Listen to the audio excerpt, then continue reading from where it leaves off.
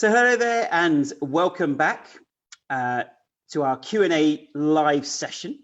So I'm sure hopefully you have some questions and you enjoyed watching our Facebook Live in terms of, is it psychological? And we know it's not psychological, but you know, we need to put this information out there and get rid of the misunderstandings about what people think this condition is caused by.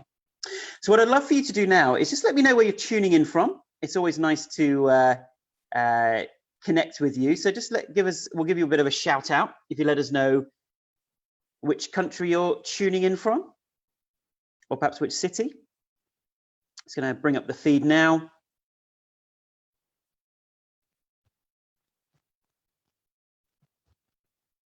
Ah, there we are.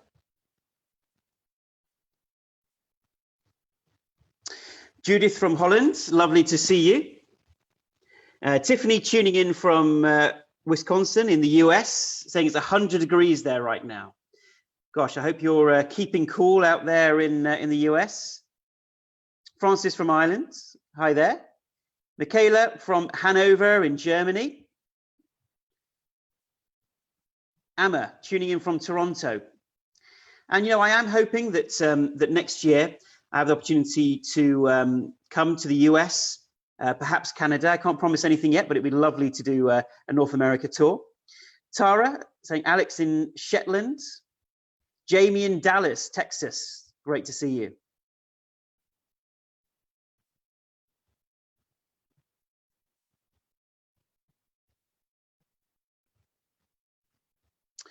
Good. So what I'd love to do is answer questions that are related to what we spoke about in the first webinar. So perhaps questions about the hypothesis, questions about, is it psychological?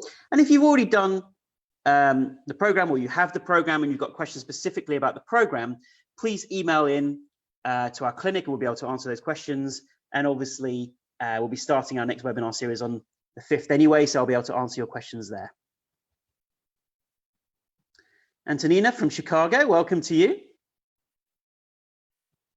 Henny from the UK, nice to see a fellow Brit here. Jamie saying we'd love to have you in the US. Yes, I'd love to come and do some workshops out there. So definitely it's a priority.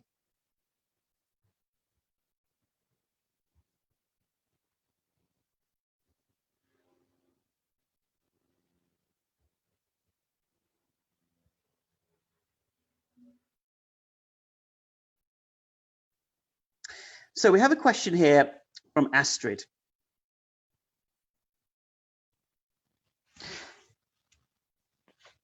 What about if we have tick-borne disease, such as Lyme disease?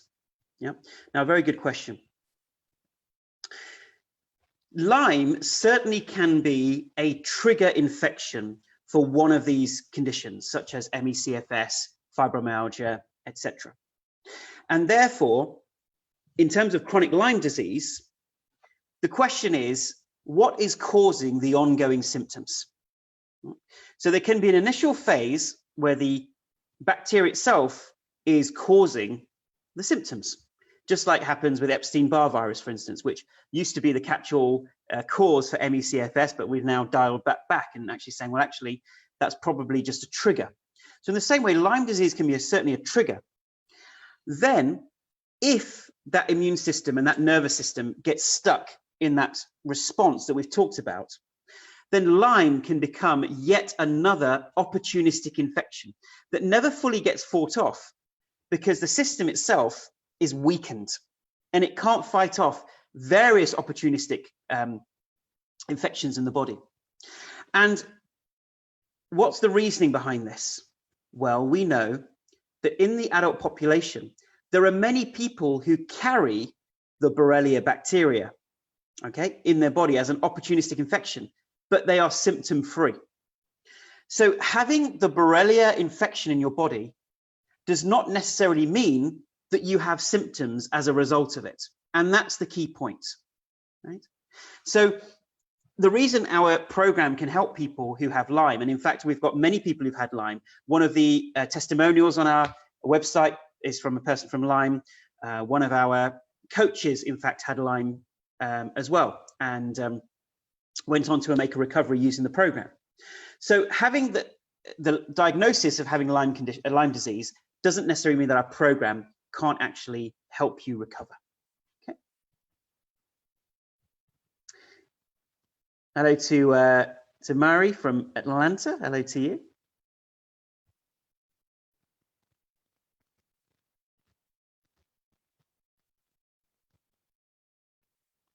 Rachel says, does this explain why my lymph nodes swell after overexertion? Absolutely right. What happens is there's what we call there's co-firing of the neurons. So over time, when you trigger your nervous system, as happens with perhaps when you're exercising, it also triggers the immune system. They get tied together. Therefore, those lymph nodes which are swelling are not because you suddenly got an infection out of nowhere. It is simply the immune system responding. And the vast majority of symptoms that we get in the body from flu or a virus or an infection, they come from our own immune system responding. And that's the key point.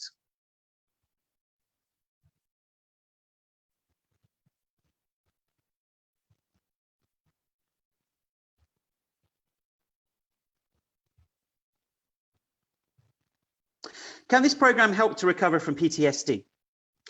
Well, we have had many people who've used the program for conditions that we don't necessarily target. So we've had people who've healed from PTSD, have also supported their recoveries from anxiety and depression.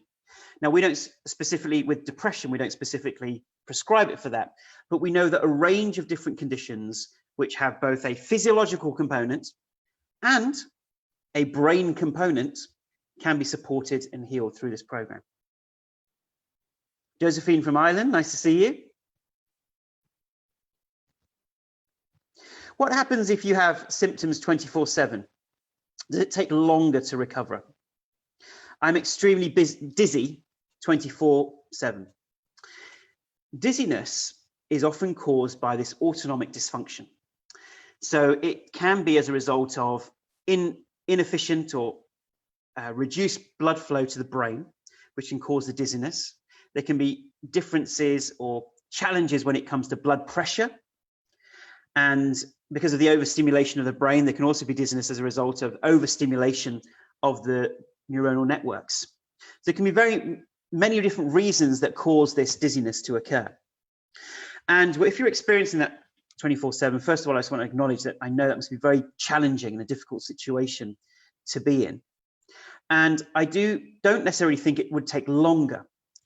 When we've worked with patients, the number one success factor, and this isn't putting it on the retrainer, but is actually their commitment to doing the tools no matter what, doing them consistently, no matter what happens. And with that faith and commitment in the program, they're able to heal their body. So just because someone has symptoms 24/7 doesn't mean it's going to take them necessarily longer to recover. The way to look at it is we don't know what would cause someone a longer period of time to recover. So we just keep going with the program until we make that recovery.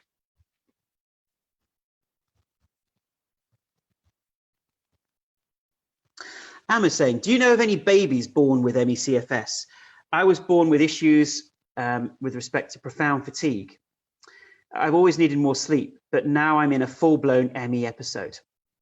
So that certainly would, by the way, very sorry to hear that. And there are certainly children who we know have the condition. And therefore, once again, that's a proof that it can't be psychological if there are children that have it. We even know that there can be animals who seem to experience some kind of chronic fatigue and have diagnosable and testable changes in their physiology that can't really be explained. Because once again, these reactions are happening unconsciously. So certainly babies, children, there can be an inappropriate immune reaction. And certainly because we're exposed to a lot more pollution and environmental pollutants than we used to be, the immune systems of children can be on higher alert as a result. Yep. Now, once again, what we don't want to do is make a person think that then that means it's going to be harder for them to get better. We have our inheritance, which are our genes and our upbringing, but that inheritance doesn't need to become our destiny. So with that inheritance, we stay committed to calming our nervous system, retraining our brain, and moving towards recovery.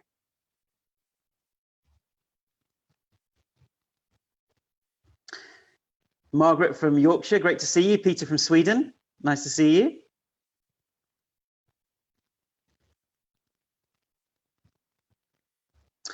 Martha says, can a hormonal change, like the menopause, for instance, be a trigger to developing fibromyalgia? Yes, it can. Obviously, when the menopause, there are various psychological and physiological changes, profound shifts occurring in the body. And we have known of people where that can become not a trigger, but a risk factor to contracting fibromyalgia.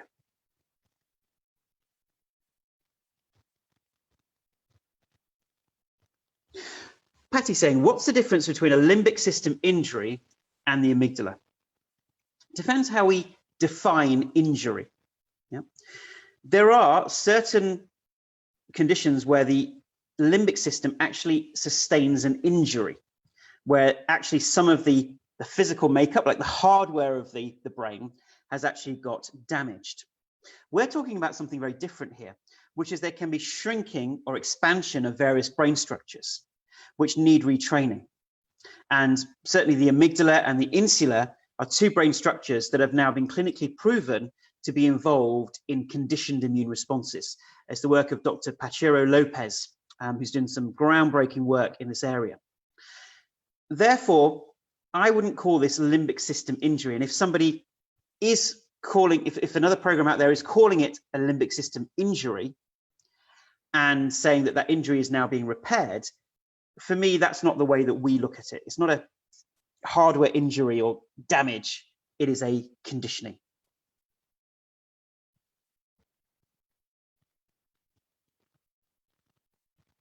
Have children used your program? Yes, we've had parents who've taken the program and used it successfully with their children.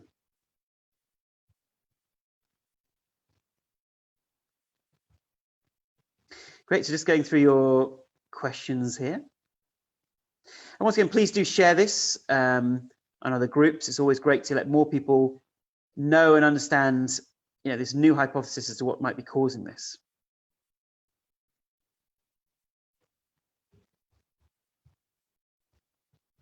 All right, so Martha actually, they're talking about, can fibromyalgia have a hormonal cause? For me, it started after the menopause that caused a lot of muscle pain. Now, there are particular muscles, particular kinds of pain in my muscles give an overstressed reaction and make the pain worse. Right, so yeah, that can be a trigger. And once again, what we want to do is not focus too much on what triggered it. There is some kind of trigger that has occurred. Now we understand that. Let's focus on retraining that reaction.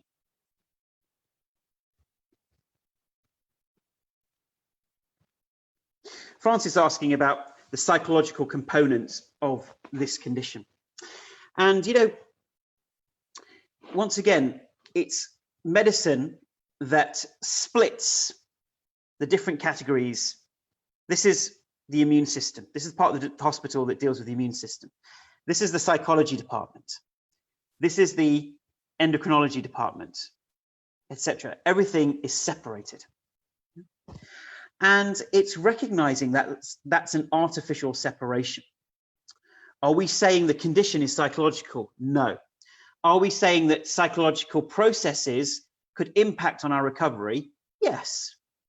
If we, for instance, are not pacing ourselves and we are getting stressed and anxious and depressed, absolutely, that will have an impact on our nervous system and our immune system and have a knock-on effect on our symptoms. But that is also true for many different illnesses that people encounter.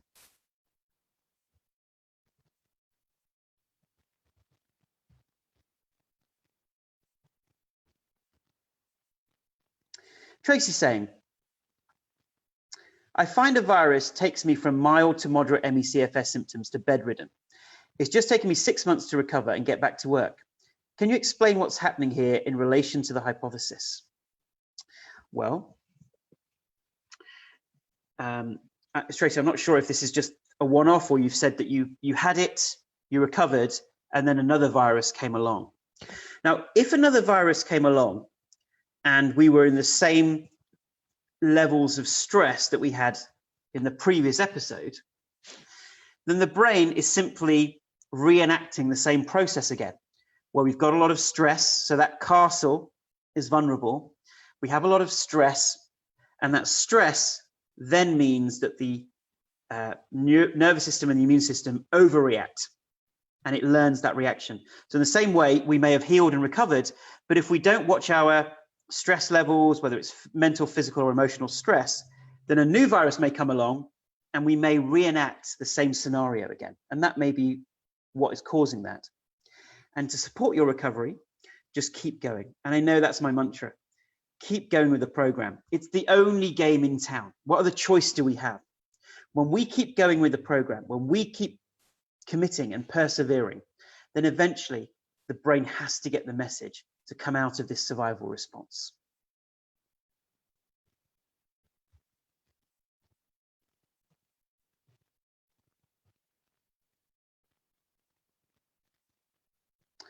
Okay, so just looking at some new questions here.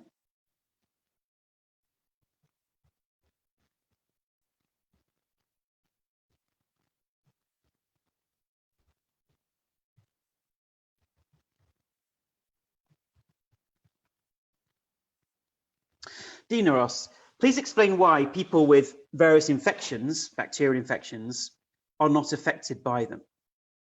Right, so what we're saying is we are constantly bombarded by bacterial infections and viral infections. Whether they actually create symptoms in the body depends on how strongly the immune system needs to be triggered to fight it off. So our system is in a delicate state of balance, just like we described with Rocky here. Our nervous system and our immune system is at a delicate state of balance. And if we get an infection, there can be just a slight triggering of the appropriate response in the nervous system and the immune system to fight that off, fight off those opportunistic infections. However, sometimes, let's stay with Epstein-Barr, there is a strong reaction to fight it off for a long period of time. And the more that our system is vulnerable and the more stressed we are during that period, the longer it takes for the infection to be fought off and to be brought to a very background level, which means that Rocky is on his side for much longer. Then eventually, when he comes back to his center, the system is traumatized and keeps staying in that triggered state. What we're getting at is that those particular infections can be found in the blood of many different people, but it doesn't mean that they have the symptoms of a chronic immune response. Yeah? So X does not equal Y. Having the Borrelia bacteria in your body doesn't necessarily mean that you're going to have the myriad of symptoms that comes with it. What matters is, has the system now gone into an altered over-defensive state? And that's why not everyone who gets the Lyme bacteria goes on to turn it into a chronic condition. Patty asking, does your program help us to be able to get more foods back? Yes, so when the system is in this hypersensitive state, it will reject foods that it thinks are not helpful. And that makes logical sense, right? So if we are in a protective state, a survival state, the brain may make decisions to say that food I'm a bit sensitive to. So an example would be wheat and dairy. We know that wheat and dairy, even in the general population, is a bit harder to digest. And often with this condition, we find that wheat and dairy, a lot of our clients become more sensitive to those foods. They can still eat them, but they feel sluggish and heavy and horrible afterwards. And that may also be to do with candida growth as well. So we encourage people to reduce those foods. And there can be some other foods which are actually very healthy foods that the brain starts rejecting randomly. People find with the program, over time, as they heal, they're able to introduce a lot of these foods back into their diet. And perhaps someone can share that, their experiences of it coming back. I think, Margaret, you're just staying there. It has done for me, Patty. Yeah, so it's allowed you to reintroduce those foods.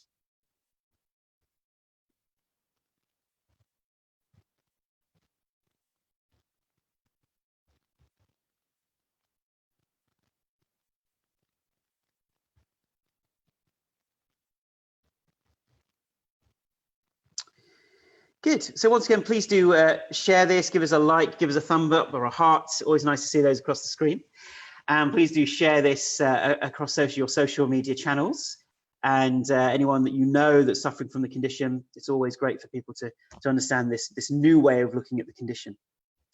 So all it's left for me to do is say thank you for watching. I hope you do, if you haven't already, join our free trial at guptaprogram.com.